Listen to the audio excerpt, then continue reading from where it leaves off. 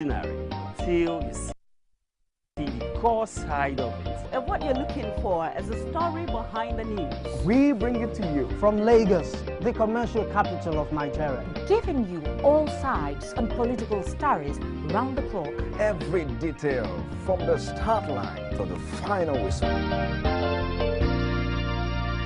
CoreTV News, expanding your view.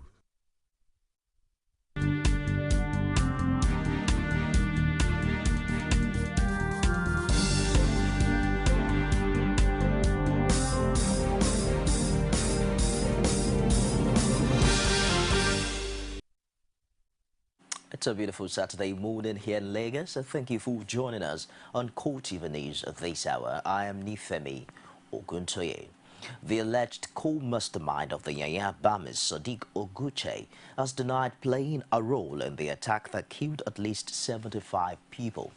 But other suspects insisted during the parade that the army deserter knew about the bomb attack on a bus terminal on the outskirts of Abuja. The Department of State Security also maintained that none of the 6 bomb suspects is related, contrary to claims by the Australian negotiator Stephen Davis. It's 2 months after the British-born bomb suspect was extradited to Nigeria from Sudan. Now, he is in custody, telling investigators all he knows about the bomb attack. But when he was paraded alongside 6 other suspects, Oguche denies having any links with Boko Haram. I was in Sudan when it happened. So you were not involved with it, you didn't plan it? I was not involved. This is here. Are you a Boko Haram member? No, I was not a member. Who are you? I'm a minister of Oguche.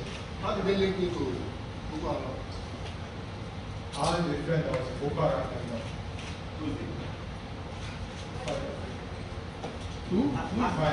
How long were you friends with? It's been like up to like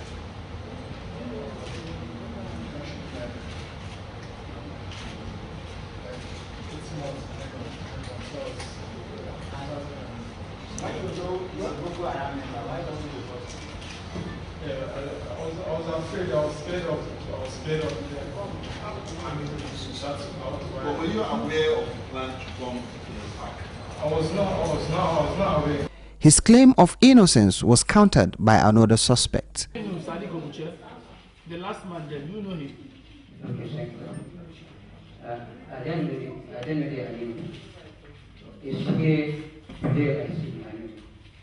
Security operatives say they are still on the trail of the ringleader of the group. DSS also used the opportunity to clear the air on claims by the Australian negotiator that 3 of the suspects live with a central bank official who handles funds for the insurgent group. For the avoidance of doubt, we wish to state that of the 6 suspects in our custody, none is related to another by blood. In other words, none is a cousin or nephew to any other, and only 2 suspects, namely Yao Seidu and Anas Issa, have ever lived together at the makeshift clinic called Kishi Clinic, operated by Rufai Abubakar Siga, a co-mastermind of the bomb blast who is still at large. For now, the DSS is not ready to charge the suspects to court as further investigation is ongoing on the deadly Yaya bombing. Meanwhile, the Department of State Security has dismissed recent claims by an Australian negotiator, Stephen Davis, that former Chief of Army Staff Zuwike Jerika is a sponsor of Boko Haram. The service also disclosed it has twice quizzed the former governor of Borno State, Ali Modu Sharif, and has again summoned him over the latest allegation by the Australian. DSS spokesperson Marilyn Olga made this known on the sidelines of the parade of the co-mastermind of the Yaya bomb attack, Sadiq Oguche, alongside 5 other suspects.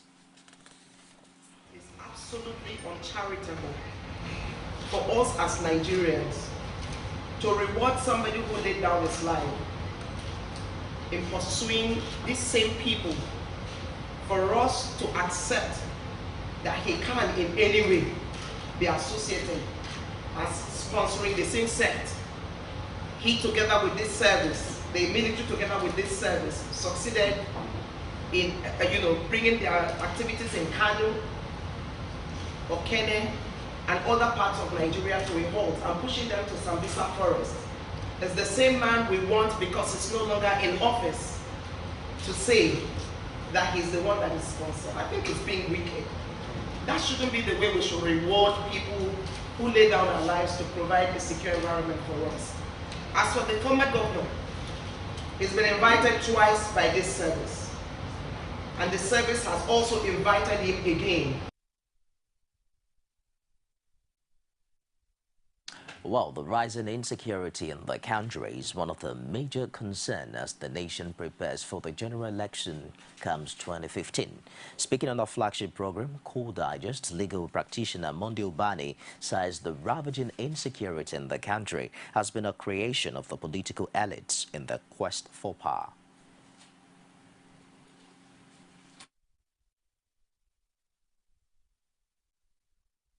Or the rise and the profile of insurgency in the Northwest, it is the politicians that created these guys were armed by the politicians in order for them to get to power, and immediately they got to power, they forgot them, but meanwhile they have not taken away the guns.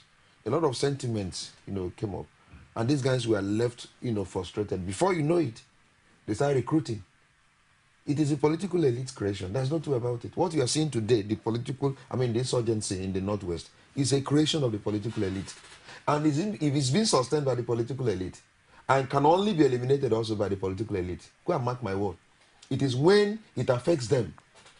The way Ebola is being treated is the way that all of them wake up to. Because it's not affecting them. It's a common man that is being affected. The common man is being decimated. The common man is being killed every day. The moment Boko Haram takes this insurgency, this war, to the political elite, and you hear that the governor has been killed, you hear that the senator has been shot dead by the Boko Haram insurgents, I tell you that day there will be an end towards finding a solution to Boko Haram insurgency. For his part, public affairs analyst Victor Hai explains the trading of blames to the power at the center will not stop the insurgency. He advised that Nigeria should not take security issues with kid gloves. Don't we have local government chairmen on ground? Don't we have a governor on ground? What are they doing? Security starts from you in your home. You secure yourself first, and then there's a neighborhood watch, okay? And that's how it goes, And so I think that for us to begin to blame, to take the blame away from where it belongs and begin to put it at a remote location, is not, that's what has made everything become the way it is. President Goodluck Jonathan is convinced that whoever succeeds him will not face the challenge of electricity supply in the country. He also reaffirmed his commitment to putting up structures that will make Nigeria a reference point in credible elections. The president disclosed this when he played host to a delegation of the National Association of Nigerian Students, which not only named him a grand patron, but also challenged the opposition to a national debate. I always say that, in fact, if it is a curve that you have drawn, you are looking down. You are no longer looking up. So we must build a Nigeria for the future, as a Nigeria for you, a Nigeria for our children, and a Nigeria for our grandchildren. The challenges we pass through, our children should not. By the day one of you will sit here, that person should not be thinking about power or no power.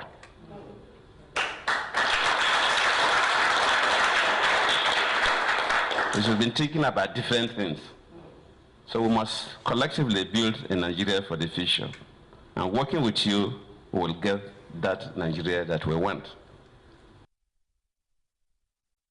Nigerians have been urged to make the right choice in the forthcoming 2015 general elections. The advice was given at the 5th Gani Fawemi Memorial Lecture in Lagos.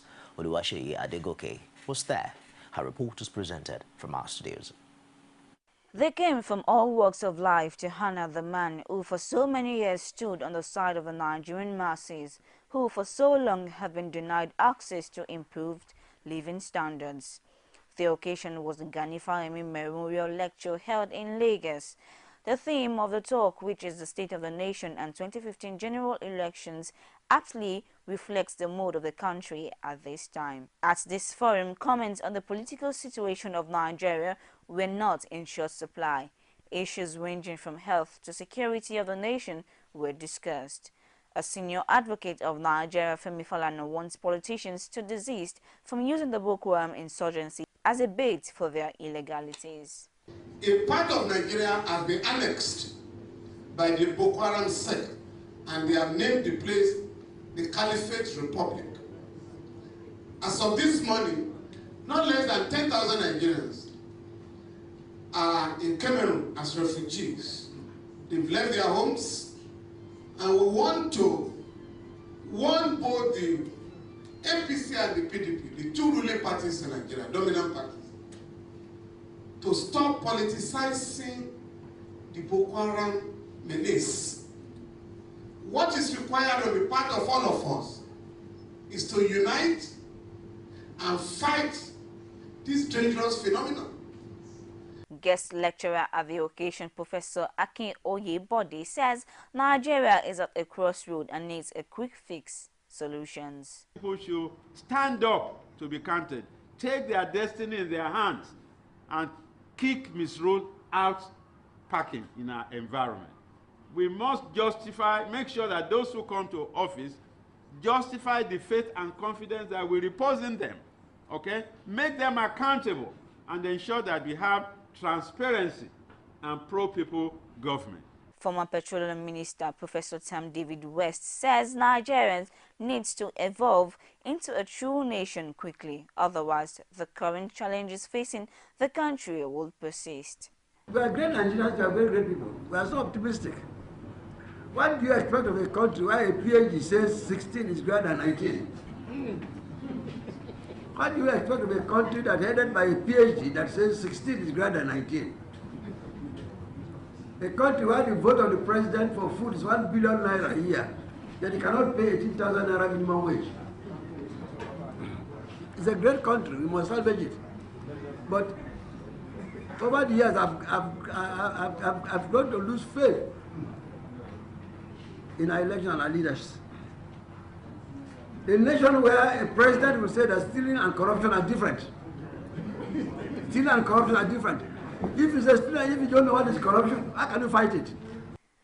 As the 2015 general elections draw closer, many Nigerians' activities are now skewed towards politics, a clever indication that everyone is interested in who governs the country. The power of the electorate through the ballot should be taken seriously. Former Vice President Atiku Abubakar declares interests in the presidential election. Find out more after this break. There is an Ebola virus epidemic in some West African countries. The Nigerian government wants you to be aware and watch out against the spread of Ebola in your community. Help keep our country safe and watch out for severe cases of fever, headaches, diarrhea, chest and abdominal pain, sore throat, cough, red eyes and bleeding from the eyes, ears and nose, especially when these symptoms are found in persons coming into Nigeria from other West African countries. Protect yourself. Wash your hands regularly with soap and running water or use a hand sanitizer. Avoid contact with the blood, urine, feces or saliva of animals like bats, monkeys, gorillas, chimpanzees or infected persons.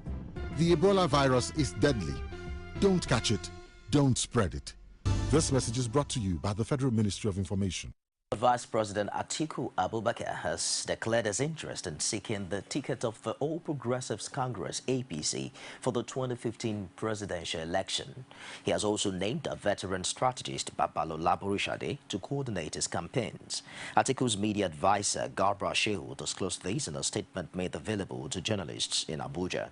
He added that the former vice president will formally declare his intent and unfold his plans on Wednesday, September 24.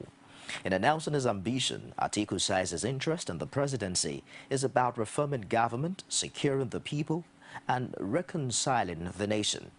On the appointment of Borishade as campaign coordinator, Shehu described him as a well-known political strategist who worked for the victory of the late Shehu Musa Yaradua and thereafter late Moshood Abiola on the platform of the defunct Social Democratic Party, SDP. He also worked as the strategist for President Olusegun Obasanjo in 1999 and 2003 elections. Determined to put an end to electoral violence in the country, the Nigerian Institute of Public Relations has organized a one-day public lecture to address the menace ahead of the 2015 general election. Frank Omolape has more. From the First Republic to date, several elections conducted in Nigeria have witnessed clashes of opposing camps. Most times, these violence claim lives of innocent Nigerians, a situation which makes many dread the Nigerian political environment. To seriously address this issue, the Nigerian Institute of Public Relations organized a one-day seminar aimed at finding lasting solutions to the challenges of Nigeria's elections. The public lectures had in attendance the Nigerian Army, traditional rulers, Independent Electoral Commission officials, various interest groups, among others. The theme of this public lecture, which is curbing electoral violence in Nigeria, the public relations dynamics. Speaking at the forum, INEC Chairman Atahiru Jega, represented by the Lagos Residency Electoral Commissioner Adekunle Ogumola, says INEC is working towards a free and violence-free process in the coming 2015 elections. The imperfections associated with the 2011 elections are well noted by INEC, and since then we've been trying to find a way of perfecting our acts so that come 2015 we'll have a successful outing.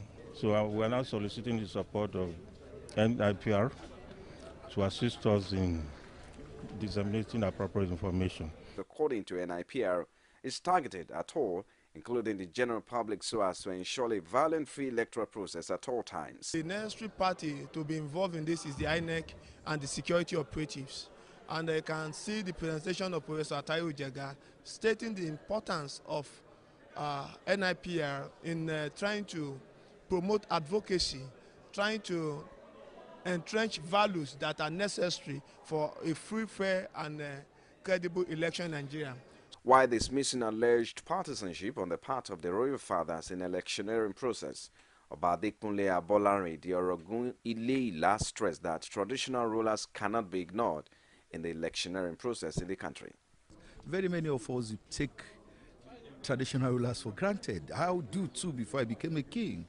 But in terms of purposeful leadership and rule, you should commend them as fathers of all. Because before the election and after the election, you have a great role to play. We support policy-making issues in Nigeria, and we go out there to creating a beautiful environment for people to operate. So the NIPR has never been partisan. Well, so many issues have been discussed here at the forum today, but it is expected that of every participant at the forum today, not only to take something home, but also to help further deepen the level of awareness with a joint effort in curbing the electoral violence at all levels. Frank Omalape, CoreTV News, Lagos. The federal government has now fixed Monday, September 22, 2014 as new school's resumption date. Education Minister Ibrahim Shekarau disclosed this at the end of a meeting with State Commissioners of Education in Abuja. The decision was taken after a review of ongoing efforts to stem the spread of Ebola virus disease in the country.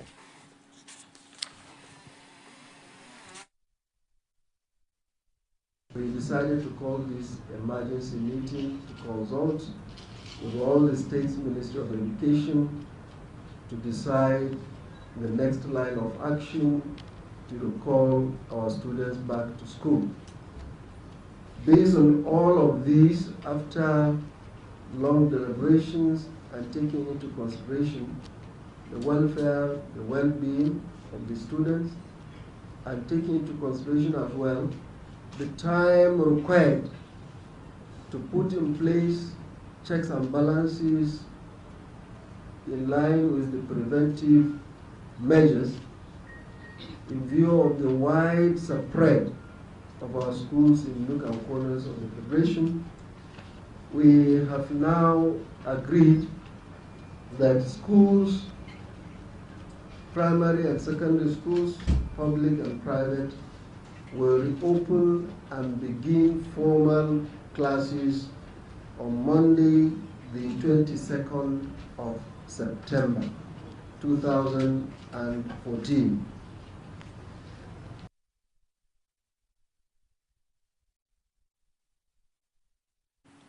Chris Giwa, the federal government-backed NFF president, says he will not vacate office. Find out details of that story after this break. You can now watch CoreTV News live from anywhere in the world on our website, www.coretvnews.com. Click on Live TV on our website and watch us live. And welcome to CoreTV Primetime Days. To follow us on Twitter, click on Twitter icon on our website. On Facebook, click on the Facebook and YouTube to see all our previous news production.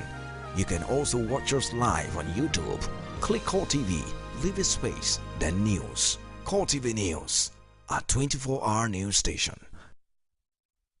The federal government-backed president of the Nigeria Football Federation, Chris Giwa, says he has no plan to vacate office. Speaking to journalists before heading for Calabar, Giwa insists that there is no crisis in Nigeria football. He added that the World Football Governing Body, FIFA, would not suspend the country.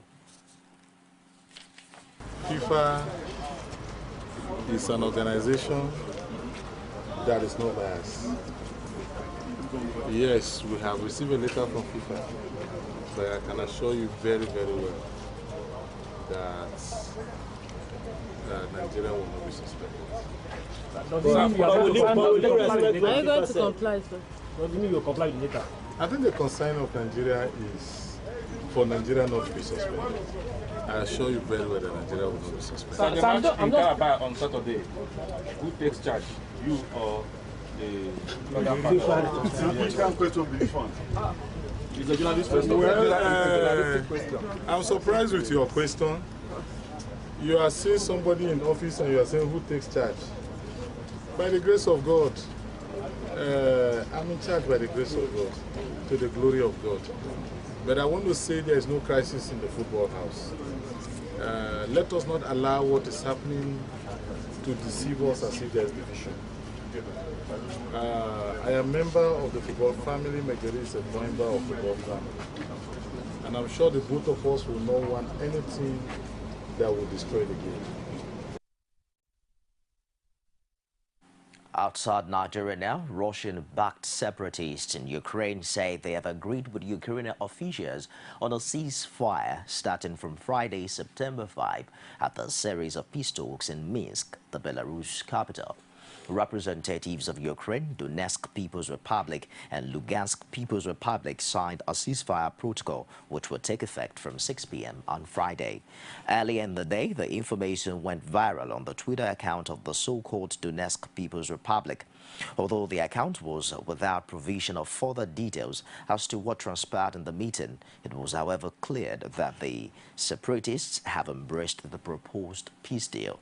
However, leader of the self-proclaimed Lugansk People's Republic, Igor Polutsnitsky, stressed that although the group is also ready for a bilateral ceasefire, it doesn't mean that the ceasefire is a change of its course for secession. NATO leaders have strongly expressed their reservations for the peace deal proposed by the Russian leader Vladimir Putin, whom they described as an insincere choose negotiator. And that wraps it this hour on CoreTV News. I'll be back at the top of the hour with more. I'm Nifemi Okuntoye. Thanks for being there.